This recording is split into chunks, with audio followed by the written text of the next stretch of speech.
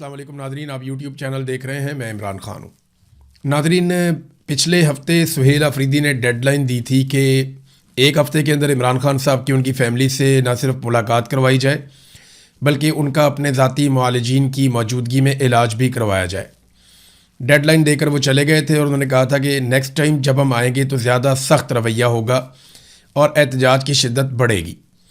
अब सुहेल अफरीदी अपनी कैबिनेट के साथ, अपने अरकान असम्बली के साथ और दीगर उनके साथ कारकुनान मौजूद थे। एक अच्छी तादाद थी, ऐसा तो नहीं है कोई लॉन्ग मार्च है या बहुत बड़ी तादाद में लोग आ रहे हैं, नहीं, लेकिन ये एक आप समझ लें कि एहतजाज करने के लिए एक अच्छी तादाद थी। तो सुहेल अफरीदी साहब उन लोगों के साथ जब पेशावर से निकले, रास्ते में उनका इस्तकबाल भी हुआ और इस वक्त सूरत हाल ये है कि पूरे काफ़िले को एक्सप्रेस वे पे 26 नंबर पे रोका हुआ है।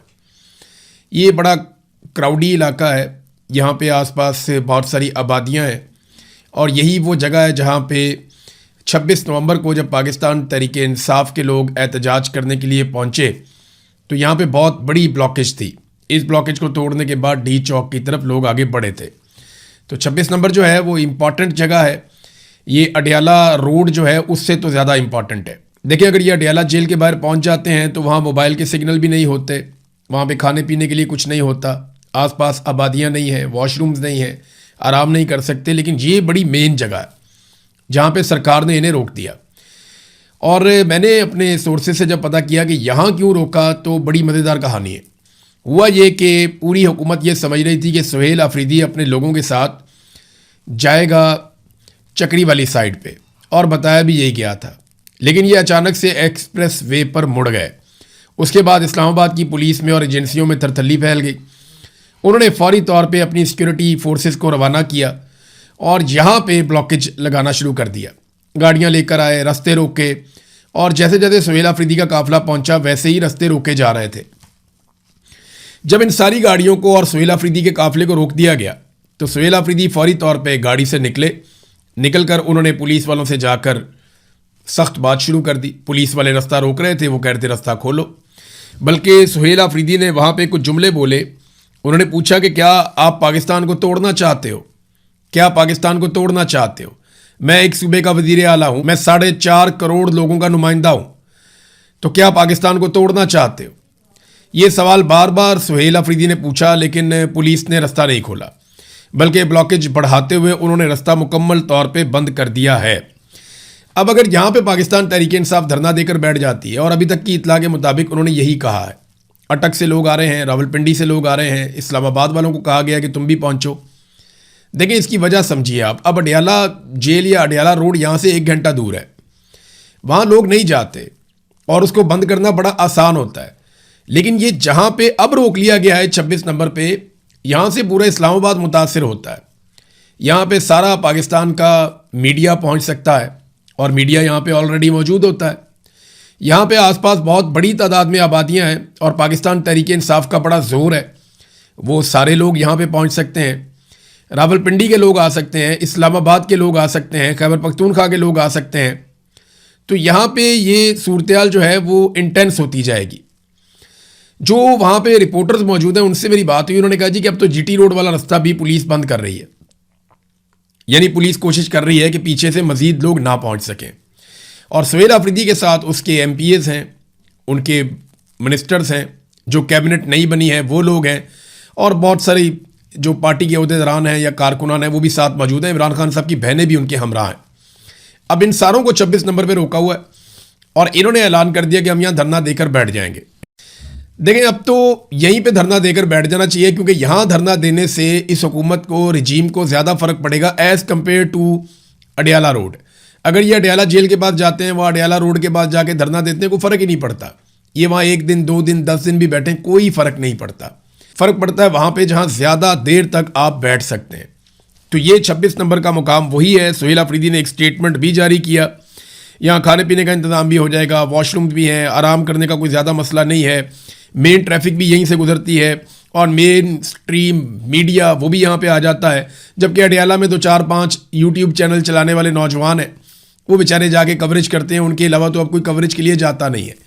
हाँ, अगर कभी मीडिया को भेजा जाता है तो उन्हें सिर्फ एक मकसद के लिए भेजा जाता है कि इमरान खान की बहनों पे जाकर हमले करो और उनके मुंह से कोई कंट्रोवर्शियल जुमला निकलवाओ ताकि उसके ऊपर एक नया बयानिया घड़ के खड़ा किया जा सके। तो सुहेल अफरीदी साहब ने एक यहाँ पे स्टेटमेंट जारी किया अपने ट्विटर अकाउंट से। अंग्रेज़ी में उनका स्टेटमेंट है और जो उन्होंने कहा वो ये है कि मैं आज बतौर चीफ एग्जीक्यूटिव खैबर पख्तूनख्वा अपनी काबीना और अरकान असम्बली के हमरा पंजाब सूबे में वाक़ अडयाला जेल जा रहा था ताकि पाकिस्तान के साबिक वज़ीर आज़म जनाब इमरान खान साहब के साथ इजहार यकजहती कर सकूँ। वफाकी हुकूमत ने हमें इस्लामाबाद के 26 नंबर चौक पर रोक दिया। ये सिर्फ एक चीफ एग्जीक्यूटिव की तौहीन नहीं बल्कि खैबर पख्तूनख्वा के 4 करोड़ 60 लाख अवाम की भी तौहीन है। वफाकी हुकूमत ने खैबर पख्तूनख्वा की गैस भी बंद कर दी है, जबकि पंजाब हुकूमत ने खैबर पख्तूनख्वा की जानिब गंदम की तरसील रोक दी है। ये तमाम इक़दामात वफाक की रूह और आईने पाकिस्तान के मुनाफी हैं। वो कहते हैं जी हमारा सिर्फ रास्ता ही नहीं रोका, हमारी गैस भी बंद की हुई है, हमारी गंदम भी बंद की हुई है। जनाब इमरान खान साहब अडयाला जेल इंतज़ामिया और उनके हैंडलर्स की गफलत के बायस अपनी बिनाई का 85% खो चुके हैं। उन्हें अपने वकला, अहले खाना, हत्ता कि अपने ज़ाती मुआलिज से मुलाकात की भी इजाज़त नहीं दी जा रही। वफाकी हुकूमत अदालती अहकामात पर अमल नहीं कर रही, जबकि पंजाब हुकूमत एक सियासी कैदी के बुनियादी हकूक़ की खिलाफ वर्जी कर रही है। इमरान खान साहब को गैर इंसानी सलूक का निशाना बनाया जा रहा है और नवंबर 2025 से मुकम्मल तन्हाई में रखा गया है। हम पुरजोर मुतालबा करते हैं कि इमरान खान साहब के अहले खाना और ज़ाती मुआलिज को फौरी तौर पर बगैर किसी मज़ीद ताख़ीर के उन तक रसाई दी जाए। उनकी सेहत की सूरत हाल एक संजीदा कौमी मसला है और अगर गफलत या दानिस्ता तिब्बी सहूलियात से महरूमी के बायस उन्हें कोई नुकसान पहुँचा तो इसकी बराह रास्त जिम्मेदारी वफाकी हुकूमत, पंजाब पुलिस, अडयाला जेल इंतज़ामिया और उनके हैंडलर्स पर आयद होगी। हम खबरदार करते हैं कि कौम सब कुछ देख रही है और तारीख उन लोगों को कभी माफ़ नहीं करेगी जो खामोश रहे या इस जुल्म में शरीक रहे। इंसाफ को गालिब आना है और इंसाफ ज़रूर गालिब आएगा। ये बात सुहेल अफरीदी साहब ने कही। अब पाकिस्तान तहरीक इंसाफ को करना क्या चाहिए? मेरी नज़र में अगर हिकमत अमली बनाई जाए तो पाकिस्तान तहरीक इंसाफ को यहीं बैठ जाना चाहिए। अब अगर रास्ता खुले भी तो तहरीक इंसाफ इस एहतजाज में कि आपने हमें यहाँ पे रोका, हम अब यहीं बैठे हैं, वो यहीं बैठ जाए और यहीं पे एहतजाज करे और एहतजाज को बड़ा करे। यानी इस्लामाबाद और रावलपिंडी से लोगों को बुलाया जाए, खैबर पख्तूनख्वा से मज़ीद लोगों को कहा जाए कि जी हमारी तौहीन हुई है, यहीं पे बैठो जब तक इमरान खान से मुलाकात नहीं करवाते। जो प्रेशर यहाँ बैठ कर डाला जा सकता है वो प्रेशर कभी भी अडयाला रोड के ऊपर या अडयाला जेल के नज़दीक बैठकर नहीं डाला जा सका और नहीं डाल भी नहीं सकते। वहाँ पे कोई मुतासर ही नहीं होता, वहाँ से तो वही गुजरता है जिसने आगे किसी गाँव में जाना होता है। ये मेन रोड है, यहाँ पे पूरी दुनिया देखेगी और पूरी दुनिया में ये मामला रिपोर्ट भी होगा। इमरान खान साहब की बहन अलीमा खानम ने भी वहाँ खड़े होकर बात की है। साइफर ही इनके गले की हड्डी बन गया है। यानी इस वक्त हुकूमत साइफर से इतनी परेशान है कि मीडिया को यह कहा जा रहा है कि इस बारे में कोई बात ना करे कि पाकिस्तान में रजीम तब्दील किया गया साइफर आने के बाद। यानी अमरीकी मुदाखलत, अमरीकी साजिश या पाकिस्तान की मिलिट्री एस्टेब्लिशमेंट की खारिश, इसके बारे में कोई बात ना करे। यानी जनरल बाजवा को जो एक एक्सटेंशन की खारिश हुई थी, ये खारिश हमेशा से मौजूद है। अभी जो मौजूदा आर्मी चीफ है इसने भी एक्सटेंशन ली हुई है, इन्होंने इस्तिस्ना भी लिया हुआ है, खाली एक्सटेंशन नहीं है बल्कि एक और ओहदा फील्ड मार्शल का, और उसके बाद इस्तिस्ना भी ले लिया है कि अगर मैंने ज़िंदगी में कोई जराइम किए हैं, कोई गुनाह किए हैं, पाकिस्तानियों के साथ जुल्म और ज़्यादती की है तो उसका कोई मेरे से हिसाब ना ले सके, मेरे पास ताहयात इस्तिस्ना है।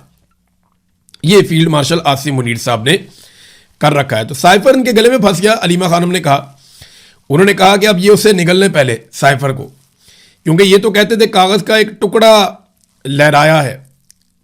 यानी ये तो झूठ बोल रहा है इमरान खान, इसने तो कागज़ का एक टुकड़ा लहराया है और ये झूठ है, कोई मुदाखलत नहीं हुई, कोई साजिश नहीं हुई। और ये पाकिस्तान के जर्नैलों ने और पाकिस्तान के सियासतदानों ने कहा। सबसे ज़्यादा इसके ऊपर बात की थी फजलुर रहमान ने। फजलुर रहमान मानने के लिए तैयार नहीं थे। वो ये कहते नहीं नहीं नहीं नहीं नहीं, इमरान खान तो अमेरिका का एजेंट है, अमेरिका तो इमरान खान को बचाना चाहता है। तो फजलुर रहमान साहब तो इसमें मानने को ही तैयार नहीं थे कि साइफर नाम की कोई चीज़ मौजूद भी है। बहरहाल आज इमरान खान की उब्बल वतनी और कौम के सामने खड़ा होना सबके सामने आ चुका है, ये इमरान खान की बहन कह रही है। और वो बार बार मुतालबा कर रहे हैं कि इमरान खान साहब से हमारी ना सिर्फ मुलाकात करवाई जाए बल्कि उनको अल-शिफा अस्पताल मुंतकिल करके उनके ज़ाती मुआलिजीन की निगरानी में उनका इलाज करवाया जाए और ये पता करवाया जाए कि जेल में मौजूद वो लोग जिन पे पाकिस्तान की मिलिट्री एस्टेब्लिशमेंट, खास तौर पे आसिम मुनीर साहब को बहुत गुस्सा है, उन लोगों की आंखें एकदम खराब होना क्यों शुरू हो गई हैं? वो जो हार्डलाइनर्स हैं उनकी आंखें मुतासर क्यों हो रही हैं? ये सनम जावेद के बारे में भी यही बात सामने आती है, यही बात बुशरा बीबी के बारे में सामने आती है। इमरान खान साहब की आंख की बिनाई जो है वो 85% जा चुकी है। एक सेहतमंद आदमी जो वर्जिश करता है, जिसके ब्लड के टेस्ट हमेशा बेहतर आते हैं, उसके ब्लड में क्लॉटिंग हो गई, उसे ऐसा क्या खिलाया गया या उसे ऐसा क्या दिया गया खाने में जिसके बाद उसके ब्लड के अंदर क्लॉटिंग शुरू हो गई है? अब इस सवाल का जवाब जो है वो तभी मिलेगा जब इमरान खान साहब के ज़ाती मुआलिजीन इस इलाज के सिलसिले के अंदर शामिल होंगे। बहरहाल नादरीन, ये कोई मेन जुलूस नहीं है, लेकिन यह है कि अच्छी तादाद में लोग, सैकड़ों की तादाद में वो पहुंचे हैं सुहेल आफरीदी के साथ, और ये तादाद बढ़ सकती है क्योंकि अभी थोड़ी देर पहले आगा शेख सरवर रिपोर्ट कर रहे थे कि रावलपिंडी से लोग शामिल होना शुरू हो गए हैं आकर, और वो इस एहतजाज का हिस्सा बन रहे हैं। जो लोग अडियाला तक नहीं जाते थे वो यहाँ पे ज़रूर एहतजाज के अंदर शामिल होकर उसका हिस्सा बन रहे हैं। एक्सप्रेस वे पर नफरी खड़ी की गई है पुलिस की जानिब से, और उनकी जानिब से भी बंदोबस्त बढ़ाया जा रहा है। अब नादरीन, आसिम मुनीर साहब का एक स्टेटमेंट है और ये कई जगहों पे छपा। मैं बीबीसी से आपको ये स्टेटमेंट बता देता हूँ पढ़ के। फील्ड मार्शल आसिम मुनीर ने अपने स्टेटमेंट में एक मरतबा फिर लगभग सोशल मीडिया को ही टारगेट किया है। उन्होंने कहा जी, पाकिस्तान की तरक्की को मनफी प्रोपेगेंडे के जरिए सबोताज करने की कोशिशें नाकाम होंगी। पाकिस्तान की मुसल्लह अफवाज दहशतगर्दी के खात्मे के लिए पुरअज़म है। मनफी प्रोपेगेंडे के जरिए पाकिस्तान की तरक्की को सबोताज करने की कोशिश करने वाली दुश्मन कुव्वतें नाकाम होंगी।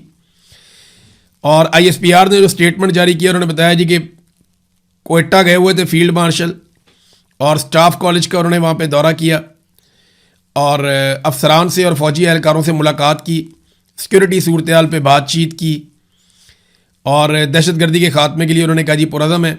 पाकिस्तान की तरक्की को प्रोपेगेंडा, जाली खबरों या बैरूनी सरपरस्ती में होने वाली सरगर्मियों के जरिए रोका नहीं जा सकता। पाकिस्तान की पेशरफ्त को नुकसान पहुंचाने की कोशिश करने वाली कुव्वतें रियासत के इस्तेहकाम और अवाम के इत्तेहाद के सामने नाकाम होंगी। देखिए जी, अवाम ने तो इत्तेहाद किया था फील्ड मार्शल साहब, उन्होंने तो वोट डाला था इमरान खान साहब को अलग अलग इंतखाबी निशानों के ऊपर, और पाकिस्तान तहरीक इंसाफ को इक़्तिदार दिया था 180 से ज़ायद सीटों के साथ।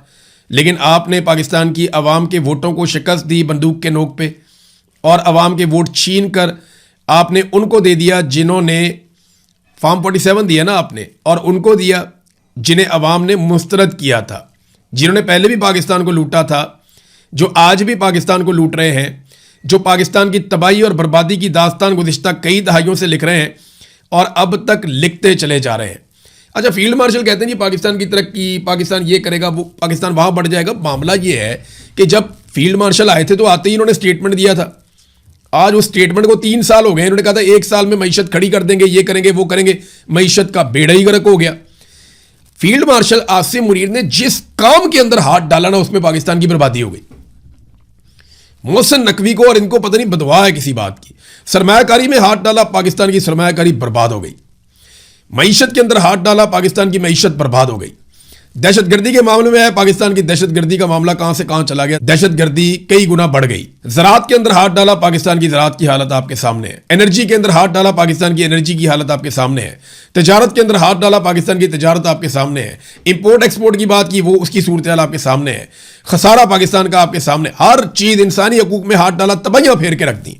क्रिकेट के अंदर हाथ डाला, क्रिकेट का बेड़ा ही गर्क करके रख दिया। खेलों में हाथ, जिस चीज के अंदर इन्होंने हाथ डाला वहां पे बदतरीन फेलियर पाकिस्तान को मिला। सिर्फ एक ड्यूटी इनकी लड़ने की है, और वो भी अगर इनको अकेले को करना होता तो वो भी बेड़ा गर्क कर देते। ये वो तो शुक्र है पाकिस्तान के पास एयरफोर्स है, एक तगड़ी फौज है, वरना मोहसिन नकवी और आसिम मुनीर साहब के पास होती तो ये अकेले अगर इनके ऊपर छोड़ दें आप, तो पता नहीं ये क्या करेंगे पाकिस्तान के साथ, क्योंकि इन्होंने जिस चीज में हाथ डाला उस चीज का इन्होंने सत्यानाश किया। और देखें ना, मैं आपको ये बताता हूं, अभी इनका ये स्टेटमेंट आपने सुना जो BBC के ऊपर से पढ़ के मैंने आपको बताया। अब जरा आप एक और हकीकत देखिए कि पाकिस्तान में गैर मुल्की सरमायाकारी में कमी के तमाम रिकॉर्ड टूटते जा रहे हैं। ये आसिम मुनीर साहब ने इसकी जिम्मेदारी ली थी कि बहुत सारी सरमायाकारी मैं पाकिस्तान में लेकर आ रहा हूं। SIFC भी इन्होंने अपनी मर्जी से बनाया था। गैर मुल्की सरमायाकारी पाकिस्तान से तेजी से निकलती चली जा रही है। स्टेट बैंक ऑफ पाकिस्तान की जानिब से जारी करदा ताज़ा तरीन अदादोशुमार के मुताबिक मौजूदा माली साल के पहले 10 महीने में जुलाई 2025 से लेकर अप्रैल 2026 के अरसे के दौरान कुल गैर मुल्की सरमायाकारी सिर्फ 31.7 मिलियन डॉलर रही है। ये कोई छोटा मोटा एक बिजनेसमैन कर सकता है। ये छोटा मोटा एक बिजनेसमैन कोई भी हो ना, यूएई के अंदर बैठा है, दुबई में, सऊदी अरब में, कहीं पे भी छोटा मोटा, इतनी सरमायाकारी तो वो ले आता है।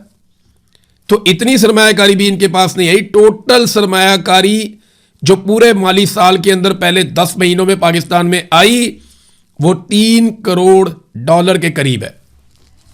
3 करोड़ डॉलर। बातें इन्होंने की थी 100 अरब डॉलर लेकर आएंगे, 1000 अरब डॉलर लेकर आएंगे, 200 अरब डॉलर लेकर आएंगे, 50 अरब डॉलर यहां से आएगा, 15 अरब डॉलर वहां से आएगा, 25 अरब डॉलर वहां से आएगा। कहानियां सुना सुना इन्होंने कौम को बेवकूफ बनाया। और टोटल जो इन्वेस्टमेंट है, सरमायाकारी है, वो 3 करोड़ डॉलर है। अंदाजा कीजिए आप, इनके दावे कहां गए, इनके वादे कहां गए। आज फील्ड मार्शल की बात पे लोग यकीन क्यों करें? जिन ऑफिसर्स के साथ वो बैठ के बात कर रहे हैं कि प्रोपेगेंडा है, जाली खबरें हैं, नाकाम होंगी, वो क्यों यकीन करें? जब हमने बताया कि मईशत नहीं चलेगी, आप कुछ भी नहीं कर पाएंगे, आप उल्टे लटक जाए, आपसे होगा ही नहीं। जब तक पाकिस्तान में सियासी इस्तेहकाम नहीं आएगा, आप जो मर्जी कर लें, जो मर्जी कर लें, आपसे मईशत नहीं चलेगी। ये हालात बेहतर नहीं होंगे। कोई खबर जाली नहीं है, कोई प्रोपेगेंडा नहीं है। सीधी सीधी बात है कि मार्शल लॉ के साथ मईशत नहीं चल सकती। आपने मुल्क के अंदर एक हाइब्रिड निज़ाम बनाया हुआ है जो मार्शल लॉ प्लस है।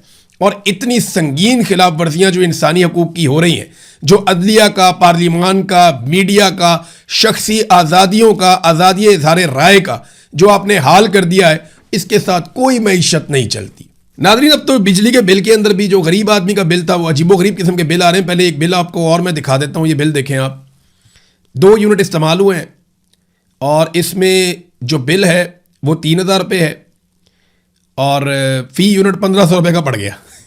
आप अंदाज़ा करें, 2 यूनिट इस्तेमाल हुए हैं सिर्फ। ये चेक कर लें आप, आपको ऐसे ऐसे अजीबोगरीब किस्म के आपको चार्जेस पड़ते हैं। कोई फिक्स चार्जेस हैं, कोई कॉस्ट ऑफ इलेक्ट्रिसिटी तो 69 रुपये है, फिर इसके अंदर जीएसटी है, फिर इसके अंदर एक और चार्ज है, ये करंट बिल है, एफसी सरचार्ज है, और पता नहीं कौन कौन से इन्होंने डाले हुए हैं। बिल पढ़ के ही बंदा परेशान हो जाता है कि किस किस किस्म के इन्होंने चार्जेस पाकिस्तानियों के ऊपर लगाए हुए हैं। और अब बिल के साथ इन्होंने इस मरतबा एक QR कोड भी भेज दिया है। वो कहते हैं जी इसको स्कैन करें, उसके बाद जो इन्फॉर्मेशन आपसे मांगी जाएगी वो इन्फॉर्मेशन आप प्रोवाइड करें, वरना अगले महीने से जो गरीब आदमी है उसके पास जो बची कुची सब्सिडी है वो भी ख़त्म हो जाएगी। तो मेरी सारे पाकिस्तानियों से गुजारिश है जो बहुत कम बिजली इस्तेमाल करते हैं, 100 यूनिट या 200 यूनिट के अंदर अंदर जो बिजली इस्तेमाल करते हैं, वो अपने बिल के ऊपर जो QR कोड है उसको स्कैन कर लें और जो इन्फॉर्मेशन सरकार उनसे मांगती है वो इन्फॉर्मेशन दे दें, वरना जो मामूली सी बहुत थोड़ी सी सब्सिडी भी आपको मिल रही है वो सब्सिडी भी ये सरकार आपसे छीन लेगी, क्योंकि इन्होंने IMF से वादा किया हुआ है। और इनका अंदाज़ा ये है कि क्योंकि गरीब आदमी की ये कैपेसिटी नहीं होती, बेचारा स्मार्टफोन किधर से लाए, ये QR कोड स्कैन करने का तो पाकिस्तान में आधे से ज़्यादा लोगों को पता ही नहीं है, और गरीब इंसान को तो बिल्कुल ही पता नहीं है। उसके बाद तो स्मार्टफोन भी नहीं होता, तो वो किस तरीके से ये करेगा मेरी समझ से बाहर है। लेकिन आप सब मदद करें एक दूसरे की, जो बहुत कम बिल जिनको आता है वो QR कोड किसी तरह स्कैन करें और जो थोड़ी बहुत सब्सिडी है उसको बचाने की कोशिश करें।